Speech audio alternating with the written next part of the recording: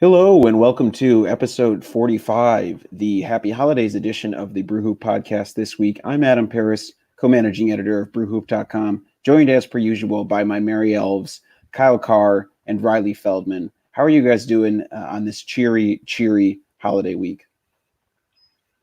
I'm doing all right. If my voice sounds like it's coming through a tin can, that's because I forgot my microphone back in Minneapolis. Because, ladies and gentlemen, I am back in Southeast Wisconsin, recording live from my mom's basement. So we're bringing this podcast full circle. I'm enjoying myself. It's good to be back home. And I'm looking forward to talk some more Bucks basketball because it never quits, even during the holidays. Wow. Riley's got the pizza maker downstairs. He's got the fridge stacked with Mountain Dew. I got the Xbox. He brought home his Xbox. Yeah, I got everything going. So really, I understand why people, no disrespect to people who live at home. I'm totally, it's like a luxury hotel back here. So it's good to be back. How about you, Kyle?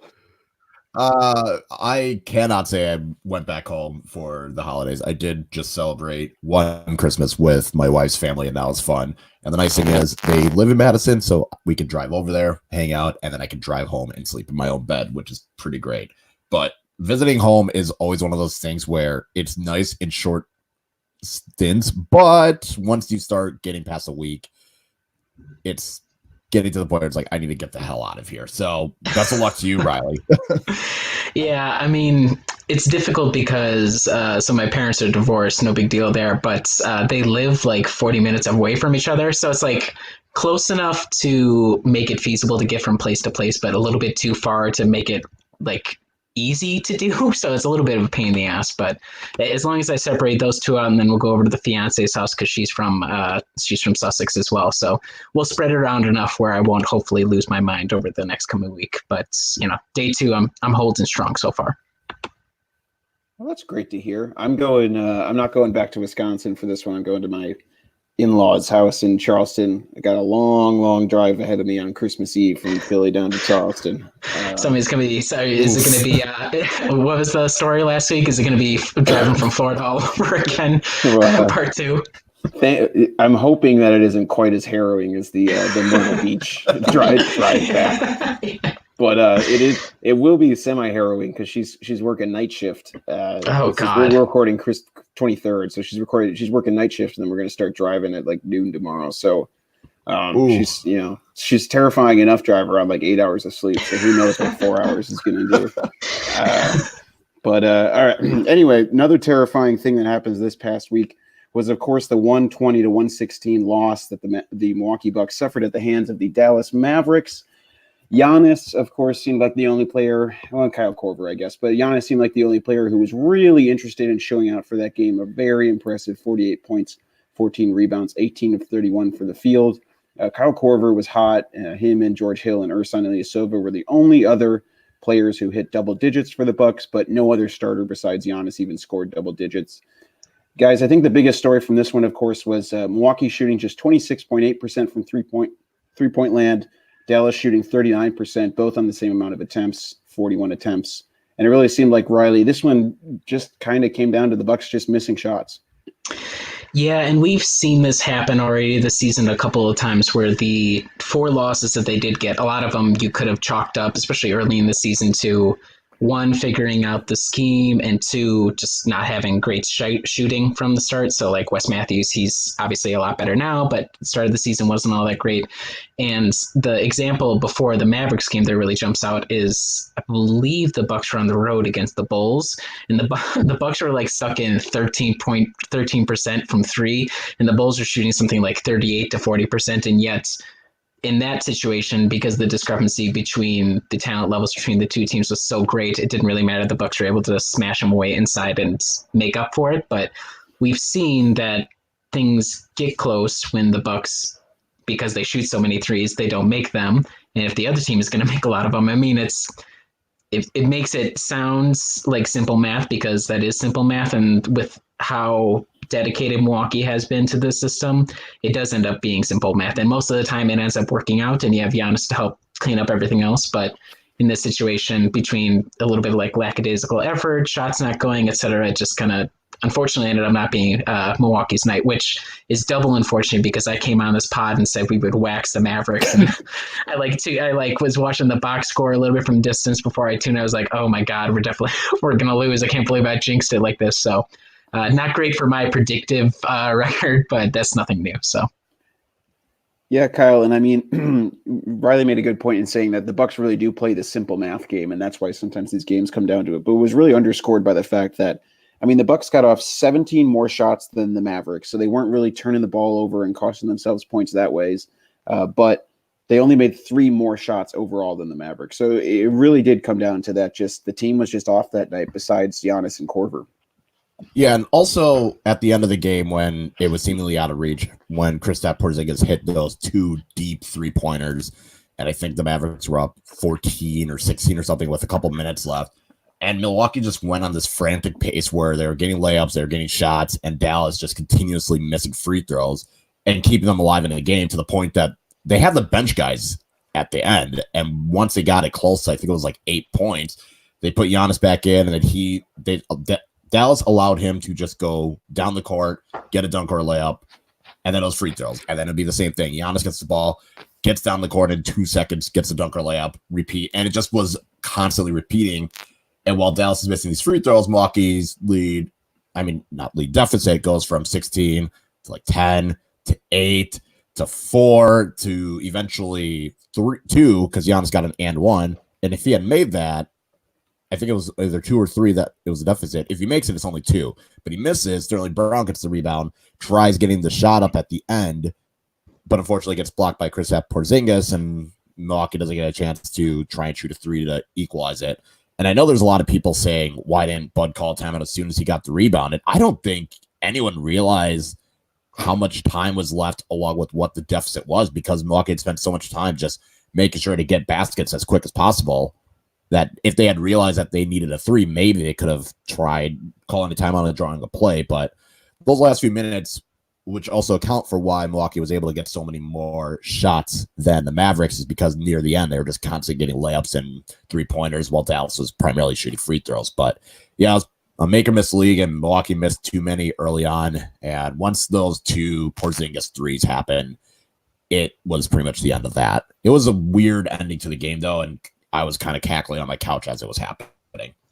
It was like he did the J.R. Smith, except no consequences, essentially. It was like Sterling Brown he had a really good start to the season, and as of the past couple of weeks, hasn't felt like he's been nearly as excellent as he was to begin the year. And so for him to be the guy who gets the rebound there and then ends up pulling the J.R. Smith is somewhat poetic. But kind of jumping off your point as well, Kyle, I think what was interesting about this game, not only the fact that even though they missed all these, they were still able to keep in, but the other thing that I thought was pretty interesting was the fact that we saw Coach Bud kind of adjust a little bit, at least with his lineup. So for example, Robin Lopez only plays 3 minutes where he's been averaging, double digits, like 13, 14 minutes or so a game. But, we saw in a situation like this against the Mavericks where they don't really play a quote unquote traditional center. I mean, Porzingis is the size of a traditional center, but he doesn't necessarily play like one. And they could have played Boban Marjanovic, but they didn't at all. And so that could have been a situation where, if Bud is the same old Bud that we've gotten used to, he just puts Robin out there just because those are the minutes and that's just the system. That's how it's supposed to go. And yet we saw in this case that there was a slight adjustment there. And even though it didn't pay off in the actual final result, I thought it was interesting that we actually saw a change, which is something we're not used to seeing Bud do during the course of a regular season, at least.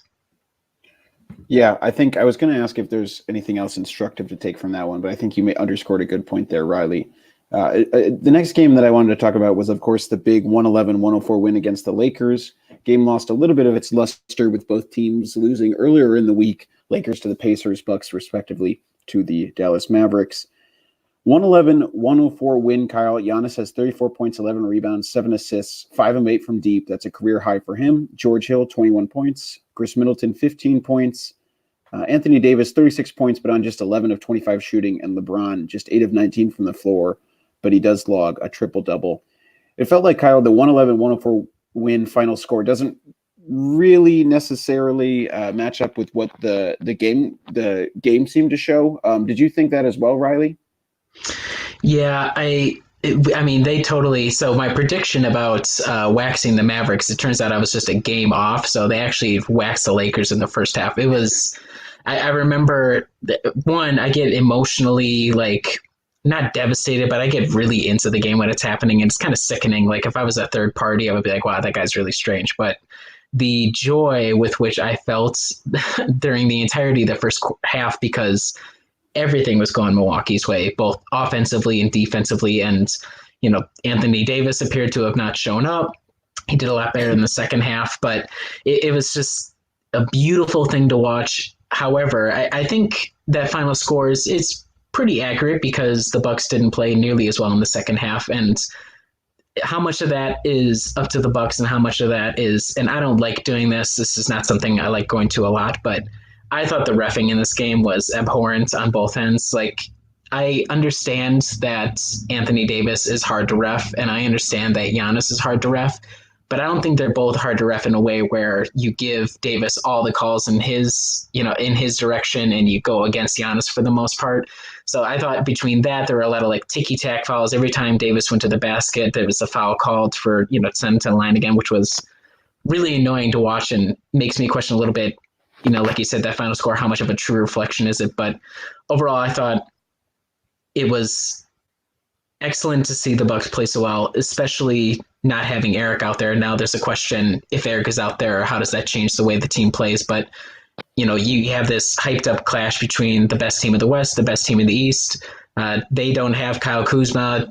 Whatever, you can bite me on that. But Eric Bledsoe's not out there, and he's obviously a core piece, and you see the result goes Milwaukee way. So I was impressed overall, even if it was really annoying for circumstances outside of Milwaukee's grasp. I thought one of the most frustrating parts of that whole game was, the reffing maybe seemed a little unequal between the sides, but it was really just, Giannis was in foul trouble. Chris Middleton was in foul trouble. LeBron James found himself in foul trouble at times. It was frustrating how the refs seemed to really take some of the superstars off the court for large swaths of the game. The Bucks had to play a lot of the third quarter without Giannis out there, I believe, and Chris Middleton as well, who really, as a rhythm scorer, it's hard when Chris Middleton is in foul trouble. It's tough for him to really just like get himself going out there when he's only playing in fits and spurts. So I thought that was really a predominant story that was tough to take for them. I thought another huge thing from that game, Riley, was felt like Brook Lopez's rim protection was very, very vital for the Bucks. The Lakers still shoot pretty well at the rim. They end up shooting 65.4%, which is pretty good, especially considering that the Bucks allow very, very few points at the rim this year. And Brook Lopez has been a really good defender. I think a lot of those seem to come on those little alley-oops that they would throw to Anthony Davis. It seems like those were the ones where they were able to sort of catch the Bucks in between their zone drop scheme and get those oops to land in Anthony Davis's hands. Yeah, and I believe it was John Schumann over at NBA.com the next day, so Friday, he posted an article about that interior defense and specifically looking at Brook Lopez. And even though the Lakers had won the points in the paint battle, I think it ended up being like 20 points less than their season average or something along those lines, which obviously is indicative of how good, like you said, Brook Lopez is, but also the rest of the team. And what is most impressive about Brook is I don't know how to really compare it. I would have to go back and look compared to last season, but it almost seems like he's even more comfortable in this role as the drop scheme, and whether or not that's just a whole season. Now he's got a better idea of what his teammates are going to be doing, but between his familiarity with it and when to attack the pick and roll or when to really drop back. And in addition, it should be noted, he's dealing with a lot of guys that are coming right into his chest, and to retain the strength to be able to keep his arms, essentially perpendicular, like up and down, not get in a ton of foul trouble, because there's a lot of times where he's absorbing contact or trying to make opponents have to adjust their shots or, keep it to a point where they have to take it from the mid-range or whatever it is.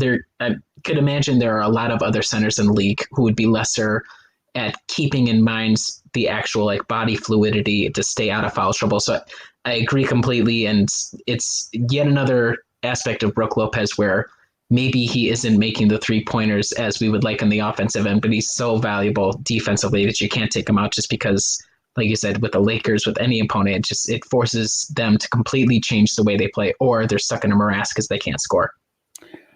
Yeah, and the other really key point that I think we need to touch on is defensively how the Bucks decided to match up. We tried to prognosticate how we thought Bud would work his matchups, and Kyle, you were the one who actually called out West guarding LeBron, and you thought that's how he would go. And I mean, he performed his butt off. I mean, forcing LeBron to 8 of 19 from the floor.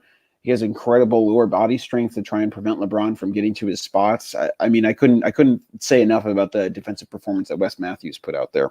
Yeah, and it was kind of interesting just because with all of that work that he had to do defensively, he still put in a decent offensive night, getting 13 points, shooting 3 of 7 from the floor. But the defense as a whole was really impressive. They got 14 steals on the Lakers, 4 from Brook Lopez, actually 3, and Wes Matthews had 3.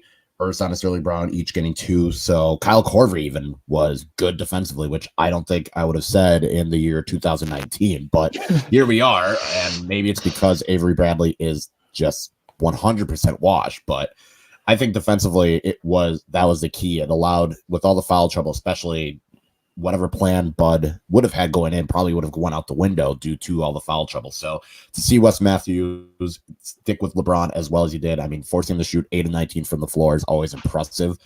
Dante getting deflection, Sterling Brown was back to his normal pesty self, and I think it's just one of those where Milwaukee's defense was really the key catalyst in their second quarter for how they're able to get off. Yes, they were able to hit their shots, but I think the defense in the second quarter especially was a big reason why Milwaukee had such a large lead, and it was only until the Lakers were slowly chipping away in the third quarter that really made this game look closer than it was. But I think defensively this was a good performance from Milwaukee. It's something that needed to be highlighted, especially with all the talk surrounding this game and LA being LA and Milwaukee, people still not believing in them. And shout out to the bench as well. Lakers bench only had 4 points, while Milwaukee's bench, I mean, George Hill alone had 21. So the bench making a key difference as well. And I think that just shows how the two teams are approached, while Milwaukee is going to go with Giannis and hope that, and while you have Chris Middleton as your second guy, you have other players that can equally contribute well with the Lakers. It's kind of just give the ball to LeBron and Anthony Davis, make sure they do well, and then otherwise there's no one else on that team that realistically can do anything. I mean, Danny Green would be the closest thing, and he shot 7 of 12 from 3 for 21 points. So it's kind of just hoping that those two guys do all the work and you have another 2 chip in, but that's not the strategy that I would think would be super successful. But when you have LeBron and Anthony Davis, you can't get away with it until you face a team as equally talented as Milwaukee. Yeah, Riley, I'm going to clear the floor real quick for you to just do a quick washed watch for Kyle Korver and his performance on Avery Bradley. So this is interesting because this is not in the podcast notes. It's a little bit, inside baseball for all the listeners. In fact, this is the Avery Bradley wash watch. I didn't focus a lot on Avery, and that might be because, let me see how many minutes he played before I go any further. Hold on. Played 18 minutes. I had no idea he was out there for 18 minutes. And I don't like to make this personal, even though this is obviously an inherently personal segment, but that possession, I want to say it was in the second quarter, maybe even the first, where Avery Bradley gets the ball on the left corner, and the only guy guarding him, is Kyle Korver, who moves at an average speed of 2.2 miles an hour. And there was so many different opportunities, so many different ways to attack that Avery Bradley could have taken, but instead he tried to do like a hesitation crossover, like ran into Kyle Korver, then fell over, and then like he didn't even try to pass out. He ran into I think JaVale McGee, and then Kyle Korver, God bless him, he threw himself to the floor to get the steal. And I thought at that point, I don't advocate a guy retiring before he feels comfortable retiring. As long as you're willing to go out there, go for it. But most self-respecting players might have chosen to just retire right then and there. So Avery Bradley checks. It was brutal, and it's really strange because it wasn't only like a year and a half ago that Avery Bradley was the next hot thing on the free agent market, and now Kyle Korver is beating him, defensively, and it's a sad thing to see. So nobody this week gets the wash treatment except for Avery Bradley it's just brutal. Not good for them. And if you're going to be having him playing 18 minutes, it's probably 18 wasted minutes for the most part, even though I'm sure he's okay here or there. Yeah, I would just like to point out very briefly on behalf of Kyle Korver, I'm looking up the average speed via the tracking stuff on Yes, NBA.com please. for Milwaukee's players. He is tied for third on the team for What? fastest average speed. Oh my God. 4.39 miles per hour. That is tied with Pat Connaughton and Thanasis. Is that for like speed with which they run off the bench to celebrate things? Nothing against Thanasis, but Thanasis hasn't traveled quite as far typically per game, but we've got Dante number one at 4.48 for. There we go. Speedy Dante, secret speed Dante. I know. We're going to seed Dante's Inferno time this week, although it would have been a nice brief highlight on his preternatural ability to block, and Anthony Davis attempted alley-oop at the rim. He freaking went up there and met him at the summit. That was insane. That was crazy. Yeah. The only other thing that I really want to draw away from this game was, again, going back to the fouls, but what was impressive and what's been impressive, to at least in my opinion, and it hasn't been as relevant as I feared it would be at the start of the season, was, you remember when Giannis said that he was never going to foul out, and then 2 weeks into the season, he fouled out of like 3 games out of the first 4 games. And since then, it's both a combination of Bud getting him out when, things aren't going his way in terms of the whistle, but also his intelligence to play. Yet, everybody was like, oh my God, did you see Anthony Davis totally baptize Giannis? It's like, okay, there's 3 dudes maybe in the league who, even with 5 fouls, has still tried to, now whether you can ask whether or not it's smart to try and block that shot, but there are very few guys who are willing to, in that sort of tight situation, still try to defend the basket the way that Giannis did. And so I want to give him props for, 1, taking the crown from LeBron, and then after the fact, acting like that didn't actually happen. And then 2, playing defense in an intelligent way and recognizing offensively when he's in foul trouble, instead of just trying to barrel away as he's wont to do and is so good at doing. He recognizes, okay, I have to do a fader. I have to get everybody else involved, whatever it is. So I want to give a shout out to Giannis, because that was very much, on display in the fourth quarter, especially when things were tight. And again, it kind of shows out in the end with the old final result there. Yep, absolutely. And then it's one last point. 5 of 8 from deep for Giannis in a huge nationally televised game is really, really nice to see. Maybe he'll pick up on a little bit of the narrative switching on him. It was also a career high for him. It was even sweeter, Kyle, knowing he made 5 threes, and in his first year under Jason Kidd, who was on the bench, he only made 7 threes. I mean, the fact that Giannis leads the Bucks in 3-pointers made has me A, really, really concerned, and B, really, really optimistic. Okay, we don't even need to talk about Jason Kidd. I don't even want to talk. We had enough Jason Kidd talk with the old Christ comparisons last week, so we got enough to go for at least a week or 2. Yes, yeah, 100%. Now, a team that could probably use the power of Christ is the New York Knicks. They need more than that. Yeah, they need an exorcism and then some. Anyway, it's the Bucks won 123-102 over the Knicks. Giannis, 22 points, 11 rebounds, 10 assists, notches a triple-double. Only needs 10 shots on the night. Dante, 13 points, 7 rebounds. He looked pretty slick. Middleton, 23. Korver had 17. This was an absolute runaway win before the Knicks made a little bit of a comeback in the fourth against the Bucks scrubs and forced Bud to put a few more starters back in. But I would say the less said about this game, the better. It was another just Bucks destroyed the Knicks. But I'd like to give one shout out to Brook Lopez, who had 7 blocks for the night. Yeah, I think that's appropriate. I'm looking through so I fully admit I didn't watch a single second of this. Don't regret it for a moment. Kyle Korver, 6 of 10 from the floor, 3 of 6 from 3. Kyle Korver this past week, not washed. That's certified. I see it now per the box score. I see the numbers. Yeah, your 2 wash guys. Wes Matthews has been really good too of late. He's really picked up.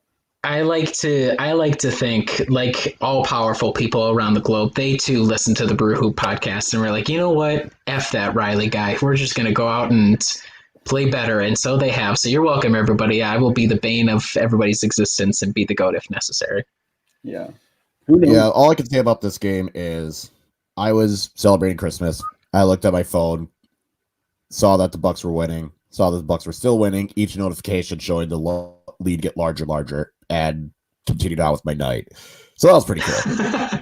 Did you chuckle at all? Did you lightly chuckle to your phone while you looked at the box score? I didn't even do that. I just looked and I was like, yeah, that sounds about right. Beautiful. It's about right for a game against the Knicks, which I should note. It seems like every year, and it's probably because the Knicks are god awful, but doesn't it feel like we play the Knicks 32 times this season? Like no matter the season, it's really strange.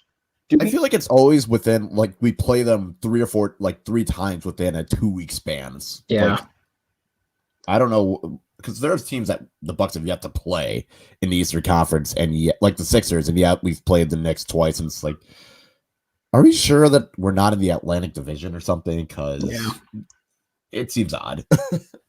Oh my God. It's just so sad. I mean, Bobby Portis, 2 of 9. Yeah, let's go through that. Yeah, we might as well just box score break this bad boy down because that's all there is to it. I don't think there's anything worth mentioning besides maybe Kevin Knox not being the worst. He was okay. Everyone else was trash. Yeah, it feels like Kevin Knox has actually played really well against the Bucks. I think he had like his first breakout game against the Bucks last year or something. All right. Anyway, let's move on. The far more interesting game of this past week, I would say, behind the Lakers, of course, given the magnitude of that one and the relevancy to the standings, was the Milwaukee Bucks sort of handing it to the Indiana Pacers. Okay, hold on. I'm going to stop you right there. Kyle, take your victory lap. Just do it. Let's get it over with. Look, I said a couple months ago that while Malcolm Brogdon's a really good player and you can maybe blame the owners for being cheap, there's no way you could justify paying him over $20 million a year to do the same things that he did last year. It was unrealistic. It's a bad idea. He is a good player, but his stats were inflated because he is the number one option and he has the ball all the time and had a higher usage rate. And just for that, he confirmed all my assumptions and validated me by going 5 of 19. Meanwhile, his replacement, Wes Matthews, goes 5 of 10, 4 of 8 from deep. George Hill looks pretty good. Dante, still Dante. So yes, the Bucks are better without Malcolm Brogdon. And maybe we should pump the brakes on assuming that just because he don't look at the points per game. I was right. The end. It's great. Okay. Big trust. Okay. All right, you can continue, Adam. Sorry, I just wanted to get that out of the way. That's fine. That was a strong victory lap. Now, I would like to caution Kyle a little bit. Maybe we shouldn't use the 1-game sample size as complete validation of your statement. It's 100% validation. Okay. He failed me. Malcolm failed me. Game, I would have let this die, but no, this was the first matchup, and then his comments before the game didn't help matters. Yeah, I mean, I don't know. I always struggle with the comments. It's like, what's the guy going to say? Clearly, they're looking to get a specific quote out of him, And I'm sure they're asking very fair questions. But like, I would be doing the same thing. There's a specific quote I want to hear. I want to get into his mindset and actually know what was behind his thinking. I think we'd all really love to know that, as opposed to just reading between the lines all the time. I mean. Tough night for Malcolm Brogdon, 10 points, 5 of 19 from the field. Really seemed to struggle having to create his own shot against the Bucks defense, especially Wes Matthews. Did notch 10 assists, really did a decent job penetrating and kicking out and forcing the Bucks to scramble defensively, though, Riley. Yeah, I think I'm not as dejected as I could be, but I have to admit it to you guys. This guy failed me, and I'm sick and tired of coming on here every week and looking like a total idiot. I mean, come on. Really, Malcolm? Don't you listen to the podcast? Don't you know how much I care about you? So that was really disappointing. But or you heard me and said, you know what? Kyle's right. Yeah, I would. It's no longer relevant for me to go back to our point counterpoint piece, Kyle, and like send that out into the other and be like, "See, I was right all along." But anyways, back to the game. I think what was most interesting about the game, not only the Malcolm Brogdon aspect, but like you said, the way that they were able to use the pick and roll with a guy like Sabonis, who he ends up getting 19 points, goes 8 of 16 from the floor, and 2 of 2 from 3. I thought it was interesting looking at the Pacers because they're a team with bigs who aren't like like Turner will do a little bit from three, but they're both like okay from the mid range a little bit. And so if that's the case, it's kind of an inverse where we're used to like seeing a pick and roll situation where the big essentially dives right for the basket or stays out on three, like just one or the other. This is a unique team in that they look to get their bigs from the mid range, and obviously the Bucks will live with that. That's what they're looking for. But there were a couple of games just like, Jesus Christ, like Colin Sexton cannot miss these floaters, or whoever the guard happened to be in this case. And even though Sabonis only goes 50% from the floor, there was a lot of possessions where like he's just left alone on the elbow and he just, easy jumper for him. And so I'd be curious looking in that heading forward with other teams. I'm not sure how many other NBA rosters have the personnel to be able to really do that at a high level, but it's kind of almost like the Kawhi thing all over again, where it's like sort of a big where he just kind of keeps getting you from the mid-range, no matter schematically what you try to do, or even if you try to guard him. So that was the other thing that was kind of interesting. Besides, like you said, the Bucks essentially by the time the third quarter was over, kind of handing it to the Pacers, and fourth quarter was a wrap at that point. Well, the thing that stuck out to me, Kyle, was I'm glad you brought that up, Riley, because when Miles Turner Sabonis was hitting the mid-range jumpers, but Miles Turner was picking and he was popping and he was hitting his incredibly high arcing shot from three-point land. I couldn't help but think back and remember the wheels started turning from last year. It was like, oh, that's right. Remember when we were always having these debates about what are the Bucks going to do about these pick and pop bigs? How many of these guys are going to hurt the Bucks before they're willing to adjust? But then it felt like the same sort of narrative played itself. There was like a nice microcosm of how last season went, where we're concerned about Al Horford, but then it turns out that over the course of a full game, those guys kind of stop either shooting that shot, or when they start missing, they stop shooting that shot altogether. So it felt like to me, Kyle, but that really happened over the course of the second half as the Bucks were able to take the reins. Yeah, and I think it also was one of the differences in the Eastern Conference Finals, where you see in games 1 and 2, Marc Gasol can't get those pick and pop shots to fall, and the Bucks are running away with it. He doesn't take those shots, while in 3 and 4, he hits them, and that's when he starts feeling confident the offense flows better for Toronto. So it kind of parlayed into that same way for Indiana with Miles Turner taking those shots. Al Horford is the same kind of guy. Those are the only teams off the top of my head in the Eastern Conference that have the ability to do that. And you look over in the Western Conference, and they don't really have anyone besides maybe Karl-Anthony Towns who's capable of taking those shots. I mean, you have Nikola Jokic who can play make from a pick and pop situation, but I think that's the good thing with Milwaukee is, especially with their defense, they only limit the Pacers to 5 free throws, which is a big part of it. Why Sabonis kept taking those mid-range jumpers, because Milwaukee was handing it to them, and when the pick and pops were happening, just letting those shots happen instead of them getting to the rim and potentially getting free throws, which I was kind of surprised about, because I would have assumed a guy like Malcolm Brogdon, and during the pick and roll, he would have had more success getting to the rim, since he was so good at doing that last year, and he's been good at that overall.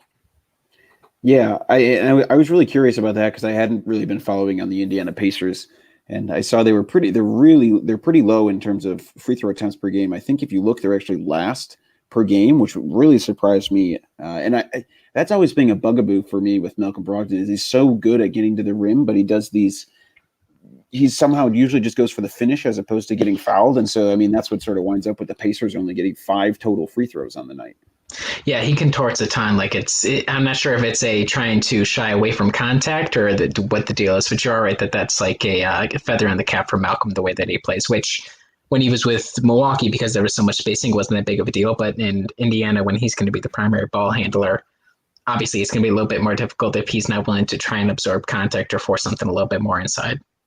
Yeah, he is a good free throw shooter, as he showed last year, being a 50, 40, 90 guy. So you'd think he would be okay with taking the contact and trying to get those free throws because it's near automatic for him. And maybe that'll change when Victor Oladipo does return healthy. But if that's what Indiana's going to throw at his best for offense, they'll still be a playoff team. But to get past the first round, I just don't see it happening. Can I ask you guys a question sort of related to the Pacers game, but just about the team, the Bucks in general? Mm-hmm. Is anybody concerned with the fact that George Hill, as amazing as he's been this season, are we concerned that maybe his 52% from 3 rate is unsustainable? And do we have any concerns about what that might mean for the team if it does kind of fall back to earth at all? I guess it depends on when it falls. If it falls, say, next month, but then he rebounds relatively okay, that's fine. I don't think he's going to continue shooting 52%. If he can stay above 38, 39, that would be fine with me. But no, to see him shooting 52%, it doesn't seem sustainable. And who knows? I can be proven wrong. But if it's going to fall off, let it fall off in the regular season, not in the playoffs. Yeah, I would tend to agree. I mean, obviously it's going to fall. Little bit of Is it though? I mean, just joking. Little bit of regression. It might not at this rate. I mean, considering he shot 28% in the regular season for the Bucks last year, like it could just be like a little regression to the mean. But I don't know. I mean, I would have guessed in Cleveland when he was with them, he would be getting just as many sort of open shots. And I haven't looked at his shot profile to see if he's getting open shots because it does seem like this dude is just pulling up in guys' faces with these bench lineups and nailing them. But inevitably, it will start to fall. And I think Kyle's right that it's really going to matter when it starts to fall. But I think it is important to see that Brook Lopez kind of get himself going in that Pacers game. 17 points, 8 rebounds. I'm just pulling it up. I mean, 3 of 6 from 3. Not gangbusters, but significantly better than how he's been doing. And I think in December he's at like 35% from 3, which is more around his average. And so hopefully you see that kind of tick up, and maybe he'll sort of fill in some of those gaps while George Hill is falling back to earth. Yeah, I think all that is right. It's just it is really impressive, and it has papered over a lot of the cracks where a lot of those lineups with just George Hill and other subs, it was like, man, this is sort of ugly. But maybe part of going through that is it's just really an acknowledgement of how good George Hill has been, like no matter the lineup. And, obviously we can, I don't know if we want to jump on the 6 man of the year train. We're a little late to that, but it's been an awesome season from him, and he's blown my expectations away so far. So good for you, George Hill. Thank you. Yeah, totally agree. I thought coming into the season, he was a possible regression candidate, just given his contract, but I mean, he's played really well. It's also crazy to me. When they were facing Cleveland, I couldn't help but think like George Hill's making the same amount of money that Delly was making when he was with the Bucks. Made me really sad. Not nearly enough heart, though. I'll tell you that much. That dude. Don't remember. Delly will always be immortalized for having that round against the Celtics where he picked up that ball that they. At the end of the first quarter, and he did his usual Delly grit game, and he got the layup to go or whatever, the buzzer, and I thought for sure we were going to win the championship. So Delly, shout out Delly for that. So I'm not sure if George Hill's given me a moment like that yet. Delly's floater in that one looked like in like in a video game or something when you're using a character and like glitches and they get stuck in a weird like shot formation and then they just sit there like that frozen, like that's kind of, and then they skate around the floor like that, so they're still moving. But that's kind of what reminded me Delly's shot thing reminds me of. I was there that game. And I remember the ball rolled and all of a sudden you just see Delly sprint and he kind of flipped it up like. When you're goofing around when you're shooting hoops and you're younger, you're trying to do ridiculous circus shots. That's what Delly did. Did you think we were going to win a championship when that shot fell, Kyle? No, but I felt really confident they'd at least win the first round. Okay, well, we were wrong about that. That was my championship at the time. Yeah, and I mean, enough Delly talk. Yeah, enough Delly talk. One last amazing stat from this Pacers game was the fact that the Bucks held them to 34 points total in the second half, which is insane because the Bucks scored 34 in the fourth quarter and 38 in the second quarter. So just a really tough shooting half for the Pacers. But good to see. I did not realize I'm not surprised by it, but the amount of domination the Bucks have had over the Central Division foes, I think they're like 25-3 or something over the past 2 years, they were saying on the broadcast. But I am absolutely fine with that. So anyway, let's move on. Let's take a quick break here. And on the other side of this, we're going to talk about the big Christmas Day game between the Bucks and 76ers, and then move on to our rapid fire questions and a very special Kyle Film Review Christmas edition. And this one is stuffed. So stay tuned. All right, we are back. And for the second year in a row, guys, the Milwaukee Bucks are playing on Christmas Day, and we are blessed with a significantly better matchup than what we had last year. Last year seemed like a nice little test balloon. League tried it out. Bucks, Knicks, see how it goes. Bucks absolutely waxed the floor with the Knicks, unsurprisingly. So now we get a absolutely marquee matchup. Bucks 76ers First time they've met this year. It's at Philadelphia. Before I go into some of the stats, Kyle, how have you tried to work watching the Bucks into your Christmas Day festivities? Oh, it's simple. I let everyone know I'm watching the Bucks on Christmas Day, and whatever they decide to do is fine. I'm just not going to be a part of it. Okay, that's what I did last year. Like, I remember my parents were setting up a TV stand, and I just sat there on the couch watching the Bucks game, not helping out at all, not doing anything. Okay. Kyle was just there shoveling popcorn in his face, and everyone was like, "Kyle, you okay?" And he's just like, "Don't talk to me right now." I mean, I'm locked in. No, it's really, this is painful because ever since the schedule came out, I circled this bad boy because I knew it was going to be important because it's the Sixers and you have to prove that they're a bunch of a bunch of fakers. But unfortunately, I will be traveling to Illinois to go see family. So I will, I guess, have to find an ESPN Chicago station and just listen to there and hope it doesn't suck. I don't know. It's not going to be great. So I will be out of contact. I'll probably have to rewatch the game, which is kind of a little bit of a downer. But my question for you, Adam, is: are you going to be like in the arena? Are you Brew Hoops on-site media representative? Unfortunately, no. Given that we are now traveling. Oh yeah. Sorry, I would have. I don't even know if I would have fitted in or not. The ticket prices were really, really high, and we already bought tickets to the other Bucks Sixers game later in the year. But maybe it's better that I'm not in the city for it. I'm usually not a guy who gets very excited about games or gets really, I would say, overconfident. But my wife was texting a group chat I have of a betting thing where if you bet on the Bucks, like money line, so if they win over the Sixers, that you get an extra $3 for every 3-point shot the Bucks make. And I said, you got to bet that, baby. I mean, we're going to kick the 76ers butt. They are just going to get absolutely destroyed. So you can blame me when we end up losing. But it's really sweet that you and your wife have found sports gambling and all its different facets as a way to bond with one another. I think it's really romantic. Well, I don't even really like it, but she just keeps betting, and I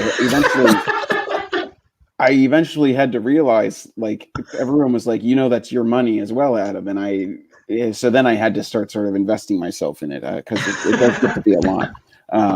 So that's a bet I like. But more on the game itself, which of course is going to be a really interesting matchup. We talked a little bit last week about the size of the Sixers, aligned a little bit with the Lakers. We got an interesting glimpse at how Bud might try to go up against a team with size. The 76ers, just some base stats from Cleaning the Glass. Their offensive rating is ranked 13th. That's ticked up a little bit lately. It seemed like earlier in the year they weren't doing that well. Defense ranked 5th overall. Of course, that's kind of their calling card given their lineups that they can put out. They are 24th in percentage of their shots from deep, so they really don't shoot that many threes. But of course, the Bucks give up plenty of threes, so we'll see. Maybe they'll coax them into shooting them.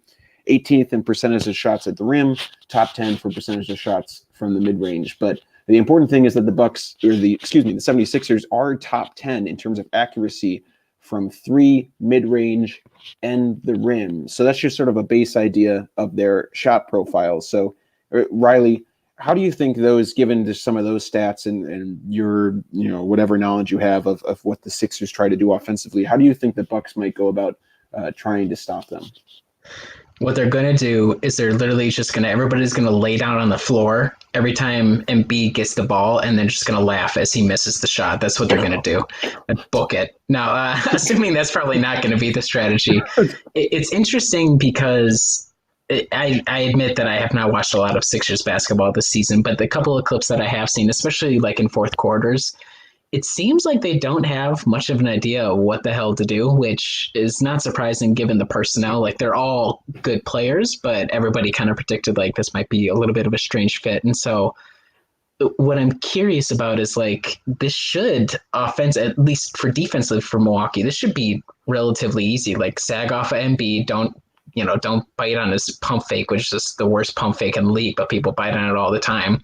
And like pack the paint as you usually do. So essentially rope-a-dope the Sixers, do what everybody else does to Giannis, but essentially try to do it to the entire team because They are, I think, bottom in, not totally like dead last in the league, but pretty freaking low in terms of 3-pointers made, and even like I think 26 and 3-pointers attempted. And so if that's going to be the case, the Bucks are perfectly built for that. Like if you're going to take like 10 threes as it is, we'll let you have that, and then we're just going to essentially resist from the inside. So I think, at least for Milwaukee defensively, it should be a relative walk in the park. Now, obviously, they're all a lot of big guys. They're all pretty athletic and difficult to stop, but the strategy shouldn't need a lot of shifting. It's just a bigger team than you're used to playing is all.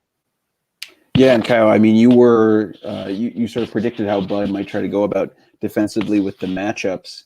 Obviously Brook will be on Embiid. Giannis will probably be on Horford, but where do you see the sort of top 3 forwards and guards working defensively in terms of matching up with the Sixers? I could see Giannis, being on Horford. Chris Middleton will likely be on Tobias Harris, and then Wes Matthews and Dante DiVincenzo trying to slow down Josh Richardson. No point in guarding Ben Simmons. You might, if he's going to have the ball, why bother guarding? He's not going to shoot a 3. So, but in all reality, I can see Wes Matthews be on Ben Simmons to try and limit his playmaking ability. But in terms of what Milwaukee can do defensively, I think Riley laid it up pretty well. You hope that Embiid just takes a bunch of shots and chucks it up from 3. Al Horford and Embiid are probably going to get a lot of looks and take around 10 threes in this game.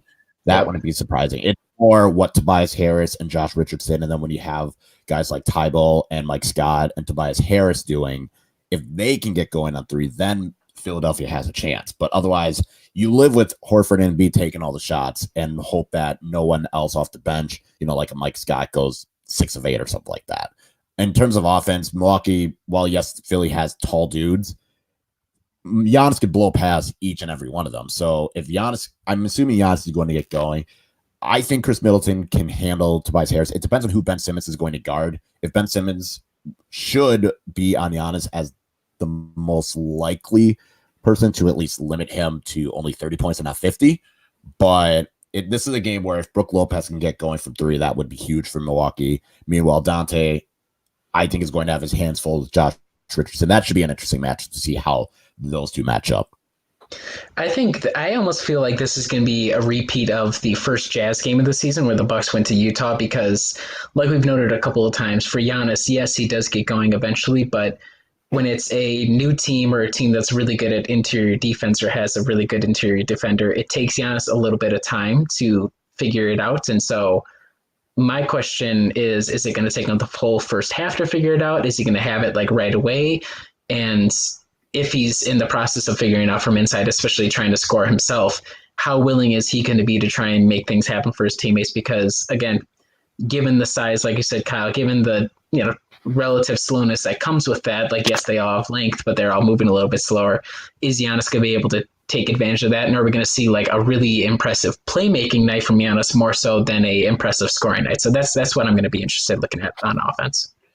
Yeah, and one of the things the Sixers defense does, if you look at it statistically, is they allow the fewest percentage of opponent threes. So that's really a shot that they try and take away. They force teams into the mid-range. They're sort of middle of the pack at the rim, and we know the Bucks love to attack the rim. I am sort of seeing what you're talking about, Riley, where that might flip a little bit, where they are interested at just trying to take away Giannis at the rim, knowing how much that can really hinder what the Bucks like to do offensively. And then I guess that's probably going to have to be when Giannis is trying to hit those triples. I mean, he was able to do that, I believe, a little bit last year in the game in Philadelphia when he scored 50 plus. I mean, that was just an incredible game. But I think this probably will be a big one where we're going to have to rely on the supporting pieces to be hitting from outside. And if those shots aren't falling, the Bucks can't really get too frustrated with themselves. They have to kind of stick to the script and hope that it's going to continue working for them. Yeah, and I think it's also going to be a case of the bench. Which bench is going to show up? Other than George Hill, you never know which bench player is going to step up and play a good game. It could be Ersan, could be Pat Connaughton, could be Sterling Brown, could be Kyle Korver. So trying to see which bench guy is going to step up for Milwaukee is going to be huge, because Philly will have Mike Scott. They will have Fuker and Korkmaz and Tybal. So those are guys that Philly has constantly relied on, and they've been pretty well. So Milwaukee just needs to make sure that their bench unit can stick to the same play that they've been showing the last year plus.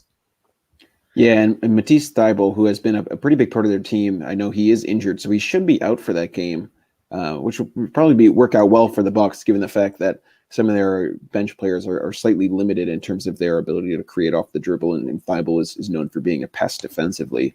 Also, just sort of hinders their ability to have the same kind of defensive firepower that they have out there with the starting lineup. So I just think it's going to be a fascinating game, Riley, and a really interesting glimpse, and provide another notch on the ledger for the Bucks and trying to figure out what they might be come the postseason. Because it really does feel like at this point we're just waiting for marquee games from them to try and get a better idea of what to expect from them. Then, yeah, and even then, it's like, again, because Philly, and we talked about this last week, like because Philly is so weird given their roster construction, it's like, okay, how much can you really take away from that? But I agree that at least so far at almost every single tournament, it has been like a quote unquote marquee matchup. The Bucks have answered the call and have been able to, even when they were playing a little bit poorly, or even when they were trying to figure out the adjustment, they did actually figure it out eventually, which it's not like they were struggling to do that last season, but in this season, it's like we're seeing a little bit more variety from the offense. We're seeing a little bit more variety from the defense, and we're seeing all these new parts really kind of figure things out pretty quickly. And so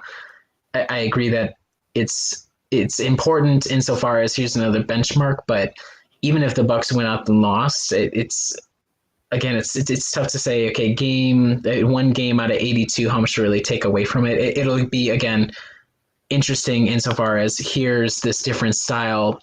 Maybe we don't win this time, but how are we able to adjust the next time the Sixers come into town? And so far, the Bucks, for a lot of the teams where they had a tough time in the first game, they've done really well in the second. So that's another thing to keep in mind as you're watching. Cross our fingers that they end up winning and don't ruin our Christmas for us, but I think it'll be a good show either way. Yeah, I totally agree. Anything else you want to say about that one, Kyle, before we move on? Nope. I'm just going to be really excited to watch on Christmas and hopefully see a Bucks win. Yeah, and don't bother Kyle while he's watching the game. That too. Popcorn Kyle. Popcorn only Kyle.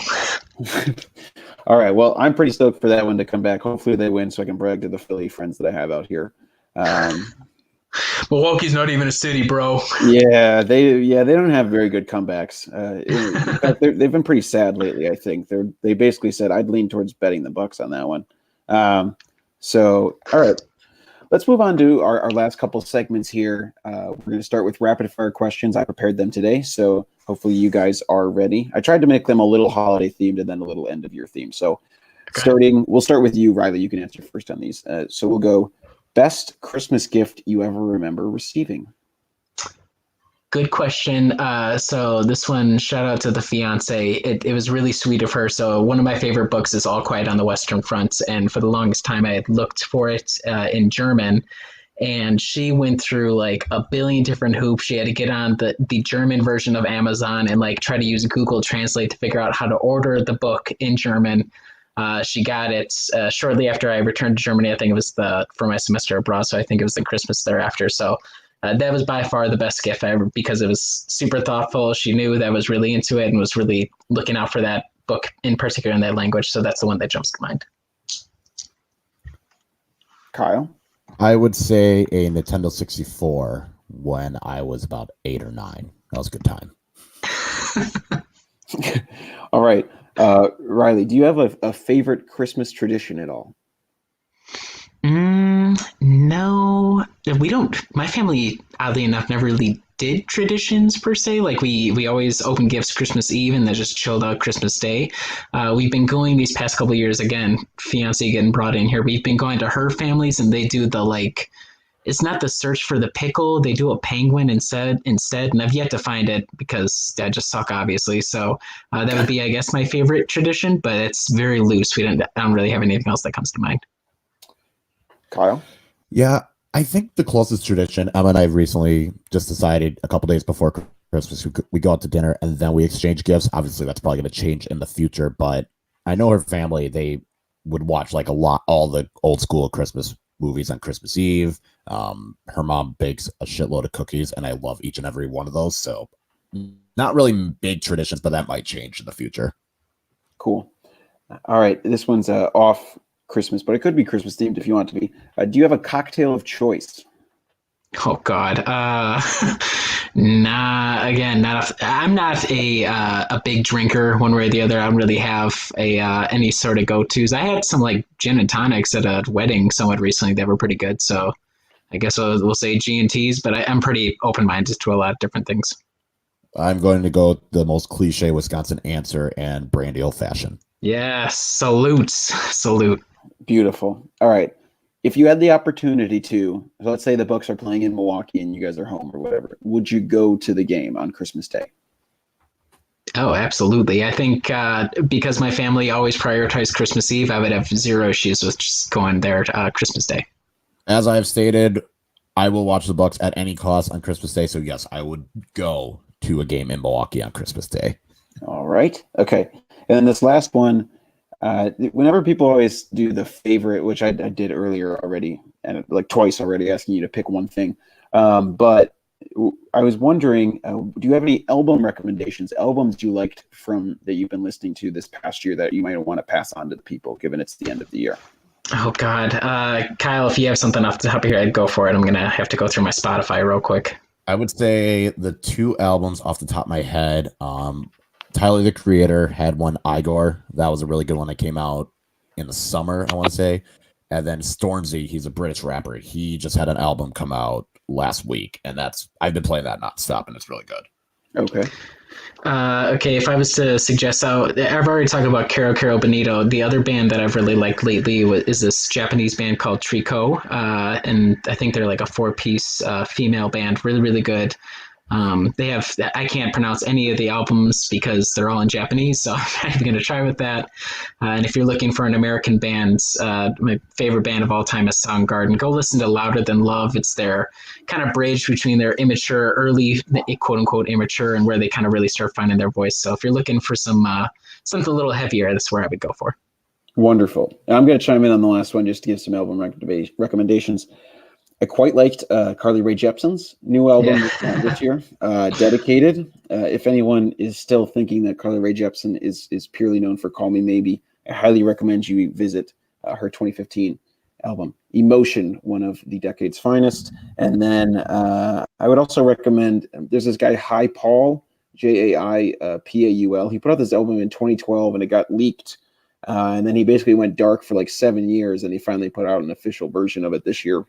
But really interesting, like British synthy guy who really makes music that doesn't really sound like anyone else. So I really enjoyed those. So hopefully, if you're looking for any new music to listen to at the end of the year and start of next year, those will get you guys going. But that's all I got for rapid fire questions.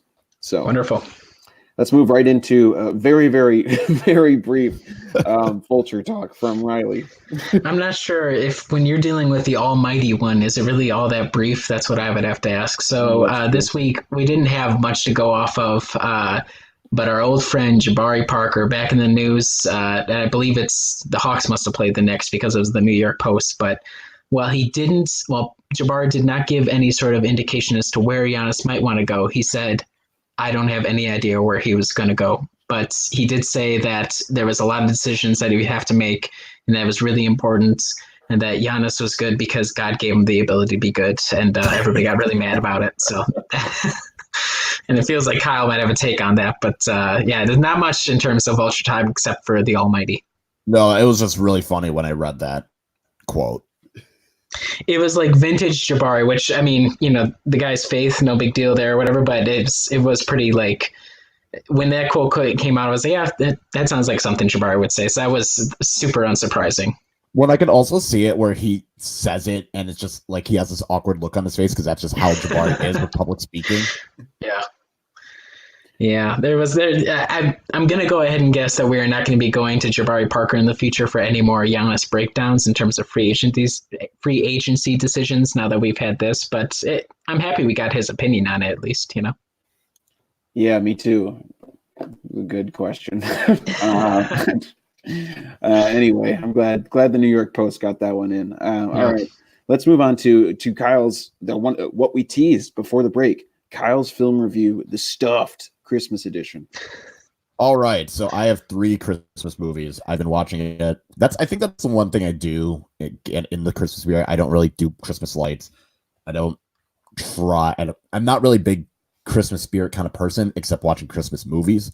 So in the past couple weeks, I've been able to watch 3. The first one is the Santa Claus. The classic. Yes.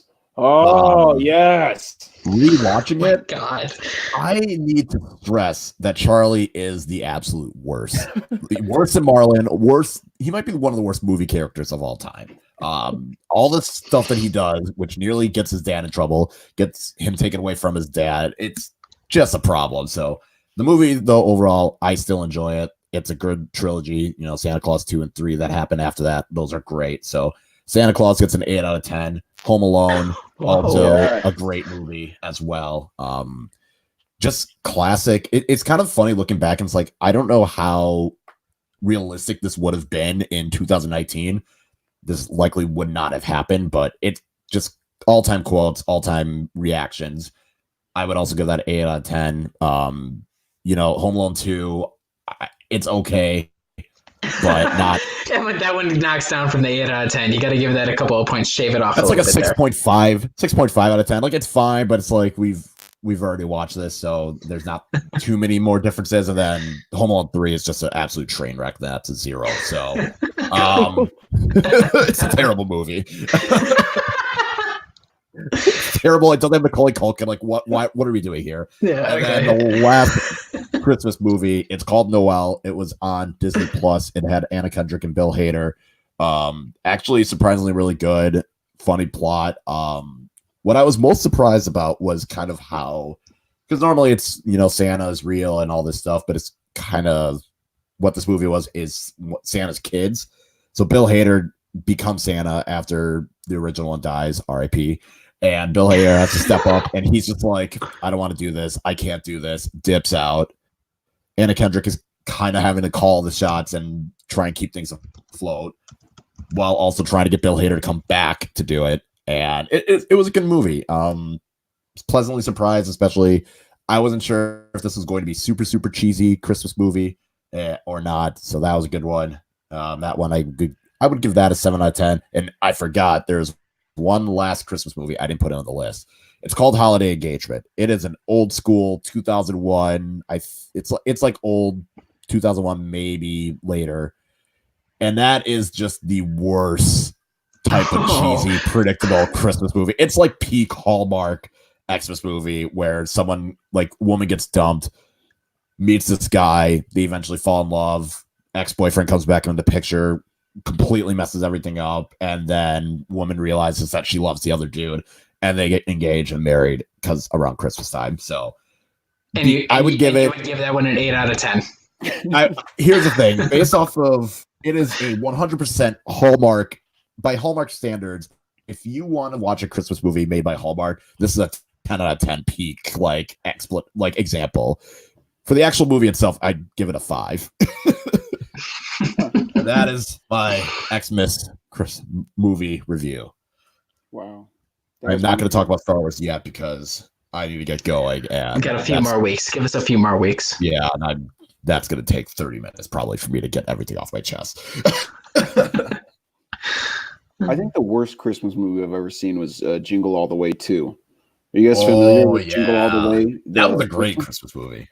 Yeah, the first one's good. The second one is with Larry the Cable Guy. And, oh no! When he was hot on it, when Larry the Cable Guy ran the world. Yeah, that one didn't need to be made. But I was proud of them. I'm glad you called out the Santa Claus. That's one of my favorites. So I'll submit those reviews to Metacritic, and we will adjust their scores accordingly historically. So, all right, guys, let's take a brief look at the week ahead. I'm just going to touch on these briefly. After that big Sixers game, the Bucks are at Atlanta on Friday, December 27th, and then home for another game against the Magic on Saturday, December 28th. Feels like we've played them. It'll be our third time already. That is, of course, the game where the Bucks are giving away earbuds with a caricature of Bud on the earbuds. Clever of the marketing department.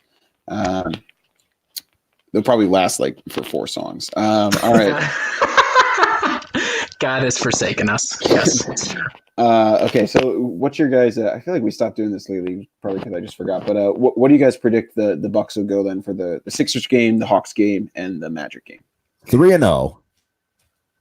I'm going to agree. 3-0. It's get past the Sixers, and it should be cruising from there on out. So 3-0 looks likely. I'll go 3-0 as well. I feel like we definitely jinxed them, but that's what can you do? They go That's the 0-3. Yeah. Like we'd have to cancel a podcast. Oh goodness. All right. Well, anyway, with this has been our holiday edition of the Brew Hoop Podcast, episode 45.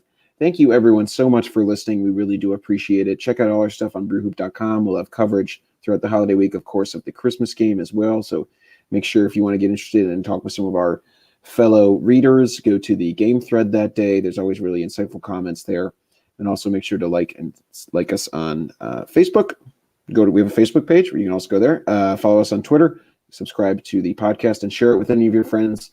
If your family is traveling for the holidays, tell them you know a great podcast recommendation for them to listen to, and then maybe hopefully tell it to people that you like and not relatives that you don't like. But hopefully you let them subscribe, ask them to review us.